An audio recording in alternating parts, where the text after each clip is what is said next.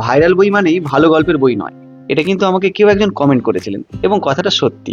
আমার প্রেমের গল্প বা উপন্যাস পড়তে চিরকালই বা বরাবরই খুবই ভালো লাগে এবং প্রেমের উপন্যাস পড়ার জন্য আমি কিছু ভাইরাল গল্প বই মানে ভাইরাল হয়েছে এমন কিছু গল্প বইকে তালিকায় রাখি এবং সেই গল্প বইগুলোর মধ্যে এই বইটিও একটি। বইটির নাম হচ্ছে তামান্না ইসলাম সিমলার লেখা হাওয়াই মিঠাই। বইটি দেখতে খুবই সুন্দর, বইটির ওভারঅল প্রোডাকশন, বাইন্ডিং কোয়ালিটি এবং আপনি বইটি যখন ইন হ্যান্ড ফিল মানে হাতে নেবেন আপনার খুবই ভালো লাগবে, ইচ্ছে করে যেন মানে তখনই মনে হবে যে বই দোকানে দাঁড়িয়ে দাঁড়িয়ে বইটা শেষ করে দিই। কিন্তু বইটার গল্পটা পড়তে গিয়ে কি আপনার ততটাই ভালো লাগবে যতটা হাতে নেওয়ার পর লেগেছিল? সেসব নিয়ে কিছু পয়েন্ট আমি তুলে ধরবো, তাহলে দেরি কিসের? আমি সুমন, আপনি বই পোকা, স্বাগত বাবাই দা বুক টিউবে।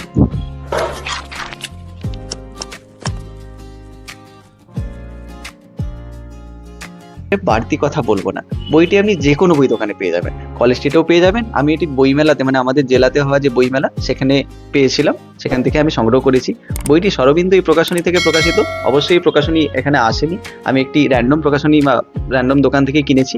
শরবিন্দু প্রকাশনী থেকে প্রকাশিত। বইটিতে আপনি পৃষ্ঠা সংখ্যা পাবেন 160টি। বইটির মুদ্রিত মূল্য হচ্ছে 400 টাকা।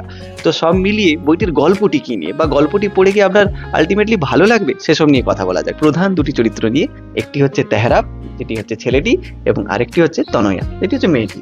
তো এই দুজনের মধ্যে বয়সের পার্থক্য কিন্তু অনেকটাই, প্রায় 8 বছর 9 বছরের পার্থক্য। তা সত্ত্বেও এদের মধ্যে কিভাবে প্রেমের সম্পর্ক গড়ে ওঠে সেসব নিয়েই গল্প। এবং এই প্রেমের গল্পের মাঝে অনেক মনোমালিন্য, রাগ, কষ্ট, দুঃখ যেটা হয়েই থাকে একটা প্রেমের উপন্যাসে, সেসবই এর মধ্যেও রয়েছে। আপনি বিশেষ কিছু টুইস্ট অ্যান্ড টার্ন বা তেমন কিছু আশা করবেন না, কারণ প্রেমের গল্পতে সেটা আশা করাটা আমার মনে হয় ঠিক হবে না। কিন্তু ওভারঅল বইটির গল্পটি পড়তে গিয়ে আমার খুব ফ্ল্যাট লেগেছে। এমন কেন বললাম? তার মধ্যে সবার প্রথম পয়েন্টে রাখবো চরিত্র গঠন। চরিত্রগুলোর সাথে যখন পাঠকের পরিচয় হচ্ছে, পরিচিত হওয়ার আগেই গল্প হু হু করে এগিয়ে চলে যাচ্ছে। মানে আপনি সময় পাচ্ছেন না যে দুজনকে নিজের মনে জায়গা করে দেওয়ার জন্য। মনে হবে আগে থেকেই সব ঠিক করা, আপনি মাঝখানে এসে গেছেন এবং জানতে পেরেছেন ও এর সাথে এর প্রেম চলছে। আচ্ছা, তার দ্বিতীয় যেটা লেগেছে সেটা হচ্ছে গল্পটার মধ্যে এমন কোনো বিষয় নেই বা এমন কোনো টুইস্ট বা টার্ন নেই যেটা পড়ার জন্য আপনি পুরো বইটা একটানা শেষ করবেন। আমার পড়তে গিয়ে অনেক জায়গাতেই আমি বা অনেক সময় আমি আমার আগ্রহ হারিয়েছি।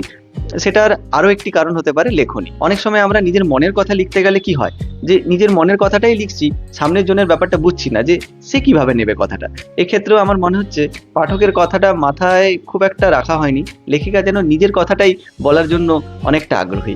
মানে সোজা কথায় বইটি একটি সাদামাটা প্রেমের গল্প বই।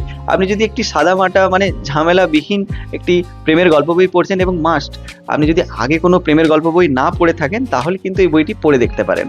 প্রেমের গল্প বইয়ের সম্পর্কে বলার সময় আমি কোনো লেখকের লেখনী, কোনো লেখকের ম্যাজিক, কোনো লেখকের ভিতরের যে ইমোশন মানে চরিত্রগুলোর সাথে যে আমাদের যে কানেকশন, তার মানে সেই চরিত্রগুলো যা হবে আমাদেরও তাই হচ্ছে, এমন ধরনের বন্ডিং, এই সম্পর্ক কথা বা এই ধরনের কথা আমি বলেছি, যেটা এই বইতে আমার মনে হয়েছে মিস করে গেছে। তো সব মিলিয়ে বইটা আমার প্রথমবার পড়ে মোটামুটি লেগেছে। যেটা আমার লেগেছে সেটাই আপনাদেরকে জানাবো আমি, কারণ অনেকদিন পর আমার মনে হয় কোনো প্রেমের উপন্যাস পড়ে আমার খুব একটা ভালো লাগলো না।